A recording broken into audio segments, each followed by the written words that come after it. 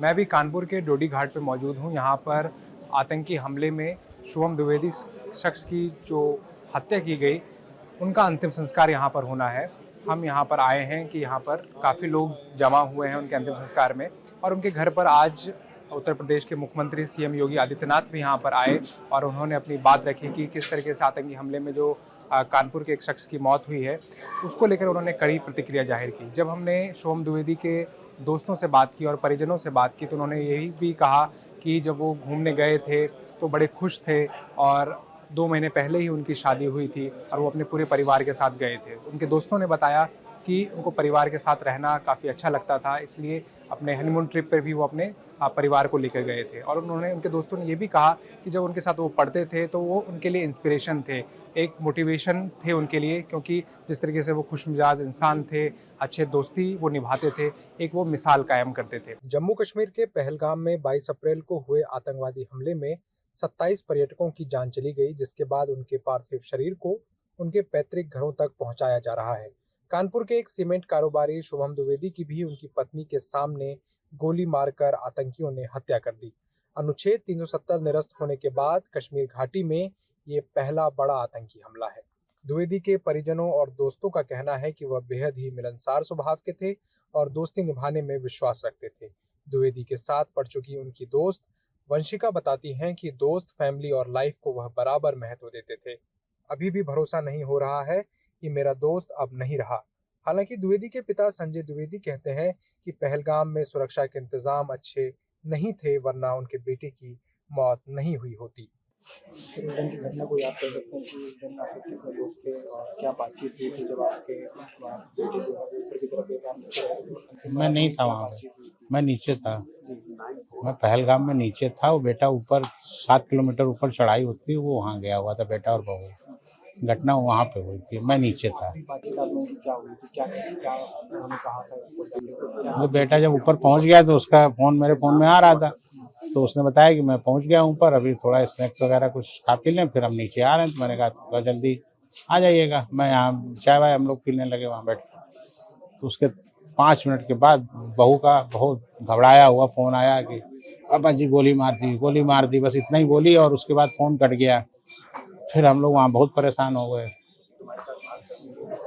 फिर हम लोग वहाँ सबसे मदद मांगने लगे, जितने लोग थे, दुकानदार, जेके पुलिस से मदद मांगी। उन लोगों ने कहा नहीं, ऐसा यहाँ गोली वोली नहीं चलती है, यहाँ कुछ नहीं होता है, आप बिला वजह परेशान मत होइए, अभी आ जाएगा आपका बेटा।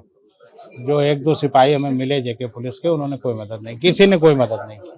उसके 10 मिनट के अंदर वहाँ मिलिट्री ऑपरेशन शुरू हो गया। मिलिट्री गाड़ियाँ तेजी से सायरन बजाती हुई आने लगी, और 10 मिनट बाद मेरे वो बच्चे, जो ये बहू और बहू की बहन और उसके मम्मी पापा, सब बदमाश चले आ रहे थे सामने से।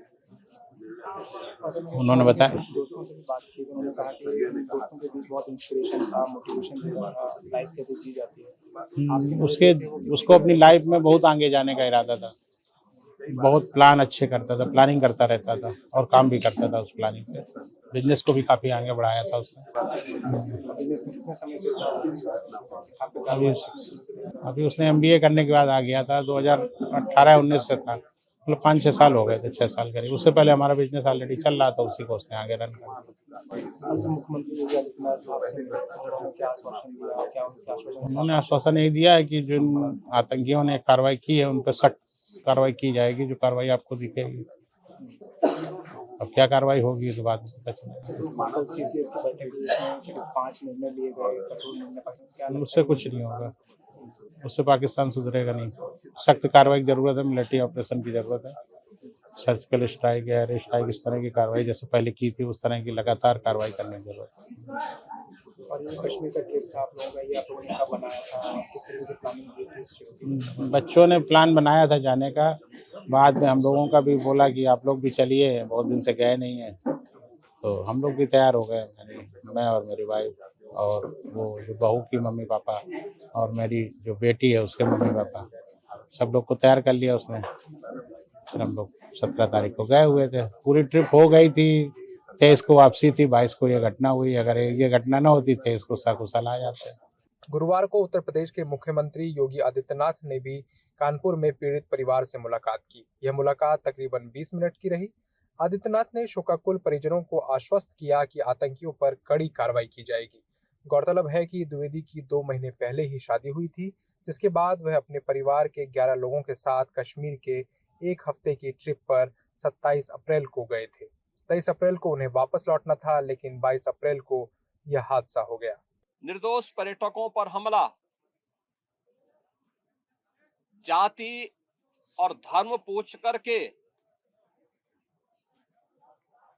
बहन बेटियों के सामने उनके सिंदूर को उजाड़ा जाए, यह कोई सभ्य समाज स्वीकार नहीं कर सकता। और खास तौर पर भारत के अंदर यह कतई स्वीकार्य नहीं है। भारत सरकार की आतंकवाद और उग्रवाद के प्रति जीरो टॉलरेंस की जो नीति रही है, वह प्रभावी ढंग से आतंकवाद का नेस्तनाबूद करेगी। और आपने देखा होगा कल इसकी शुरुआत, इसके ताबूत पर अंतिम कील ठोकने की शुरुआत हो चुकी है। याद रखना, ये डबल इंजन की सरकार है और ये सरकार इस प्रकार की किसी भी बर्बर और अमानवीय आतंकी घटना को लेकर, उग्रवादी घटना को लेकर के जीरो टॉलरेंस की नीति के तहत कार्य करना जानती है। यह वह सरकार नहीं जो आतंकवादियों पर दायर मुकदमों को वापस लेती हो या वहां पर भी अपना वोट बैंक देखती हो।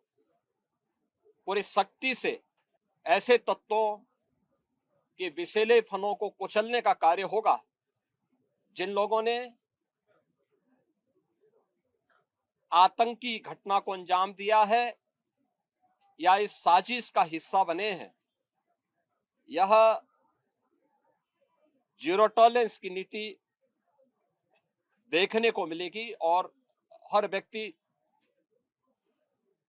इस घटना के जो परिणाम अब सामने आएंगे उसको भी देखेगा। 22 अप्रैल की दोपहर को जब आतंकी हमला हुआ पहलगाम के बरसेरन वैली में, तो करीब 27 जो टूरिस्ट थे उन पर हमला किया गया। और पुलवामा हमले के बाद एक इस तरीके का देश में बड़ा आतंकी हमला है, जिसको लेकर प्रधानमंत्री के नेतृत्व में सीसीएस की जो बैठक हुई कल शाम में, तो उसमें ये फैसला लिया गया कि पाकिस्तान का जो उच्चायोग है उसकी संख्या यहाँ पर घटेगी, जो अटारी बॉर्डर है उसको बंद कर दिया जाएगा और जो इंडस सिटी है उसको भी भारत ने अभी स्थगित कर दिया है। अब देखना ये होगा कि भारत अगला स्टेप जो है वो इस दिशा में क्या लेता है।